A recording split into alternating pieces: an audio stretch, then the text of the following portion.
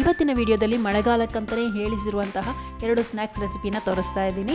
ತುಂಬಾ ರುಚಿಯಾಗಿರುತ್ತೆ, ಮಕ್ಕಳಿಗೂ ತುಂಬಾ ಇಷ್ಟ ಆಗುವಂಥದ್ದು. ಮೊದಲಿಗೆ ಚರ್ಮುರಿ ಅಥವಾ ಮಸಾಲೆ ಮಂಡಕ್ಕಿ ಮಾಡೋದನ್ನು ಹೇಗೆ ಅಂತ ನೋಡೋಣ. ಮೊದಲಿಗೆ ನಾನು ಒಂದು ಬಾಣಲಿನ ಬಿಸಿ ಮಾಡಲಿಕ್ಕೆ ಇಟ್ಕೊಂಡಿದ್ದೀನಿ. ಇದರಲ್ಲಿ 2 ಕಪ್ ಅಷ್ಟು ಮಂಡಕ್ಕಿನ ಹಾಕ್ಕೊಳ್ತಾ ಇದ್ದೀನಿ. ಲೋ ಫ್ಲೇಮಲ್ಲಿ ಇಟ್ಕೊಂಬಿಟ್ಟು ಒಂದು 2 ನಿಮಿಷ ಇದನ್ನು ಫ್ರೈ ಮಾಡ್ಕೊಳ್ಳೋಣ. ಆವಾಗ ತುಂಬಾ ಕ್ರಿಸ್ಪಿಯಾಗಿರುತ್ತೆ. ಈಗ ಒಂದು ಮಿಕ್ಸಿಂಗ್ ಬೌಲ್ನಲ್ಲಿ ಒಂದು ಈರುಳ್ಳಿನ ಸಣ್ಣದಾಗಿ ಕಟ್ ಮಾಡಿಕೊಂಡು ಹಾಕ್ಕೊಳ್ತಾ ಇದ್ದೀನಿ. ಹಾಗೆ 1/4 ಟೊಮೆಟೊನ ಕೂಡ ಹಾಕ್ಕೊಳ್ತಾ ಇದ್ದೀನಿ. ಒಂದು ಹಸಿಮೆಣಸು, ಸ್ವಲ್ಪ ಕೊತ್ತಂಬರಿ ಸೊಪ್ಪು, ಅರ್ಧ ಚಮಚ ಚಿಲ್ಲಿ ಪೌಡರ್, ಅರ್ಧ ಚಮಚ ಉಪ್ಪು, ಇದನ್ನೆಲ್ಲ ಹಾಕ್ಕೊಂಡ್ಬಿಟ್ಟು ಚೆನ್ನಾಗಿ ಮಿಕ್ಸ್ ಮಾಡ್ಕೊಳ್ಳೋಣ.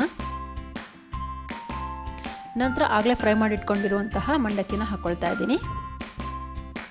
ಇದಕ್ಕೆ 2 ಟೀ ಸ್ಪೂನ್ ಅಷ್ಟು ತೆಂಗಿನ ಎಣ್ಣೆ ಹಾಕ್ಕೊಳ್ತಾ ಇದ್ದೀನಿ. ನೀವು ಬೇರೆ ಎಣ್ಣೆ ಕೂಡ ಹಾಕ್ಕೊಳ್ಬೋದು. ಹಾಗೆ 1 ಟೀ ಸ್ಪೂನ್ ಅಷ್ಟು ಲಿಂಬೆ ರಸ ಕೂಡ ಹಾಕ್ಕೊಳ್ತಾ ಇದ್ದೀನಿ.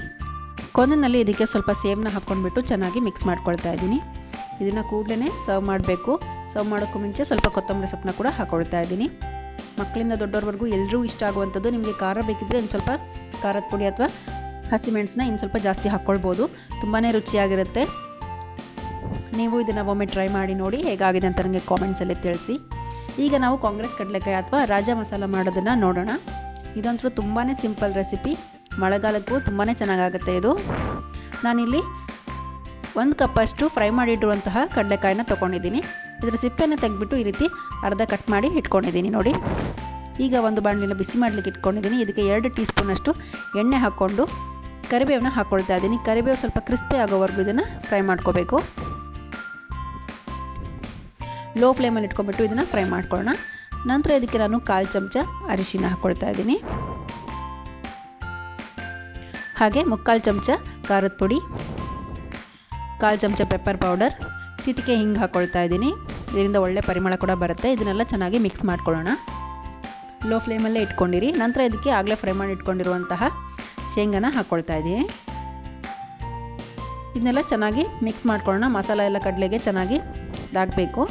ಒಂದು 10 ಸೆಕೆಂಡ್ ಇದನ್ನು ಫ್ರೈ ಮಾಡ್ಕೊಂಡು ಬಿಡೋಣ. ಮತ್ತು ಸ್ಟವ್ನ ಆಫ್ ಮಾಡ್ಕೊಳ್ತಾ ಇದ್ದೀನಿ. ಈಗ ಒಂದು ಮಿಕ್ಸಿಂಗ್ ಬೌಲ್ನಲ್ಲಿ ಒಂದು ಈರುಳ್ಳಿನ ಸಣ್ಣದಾಗಿ ಕಟ್ ಮಾಡಿಕೊಂಡು ಹಾಕ್ಕೊಳ್ತಾ ಇದ್ದೀನಿ. ಹಾಗೆ 1/4 ಕಪ್ಪಷ್ಟು ಕ್ಯಾರೆಟ್, 1 ಟೊಮೆಟೊ, ರುಚಿಗೆ ತಕ್ಕಷ್ಟು ಉಪ್ಪು,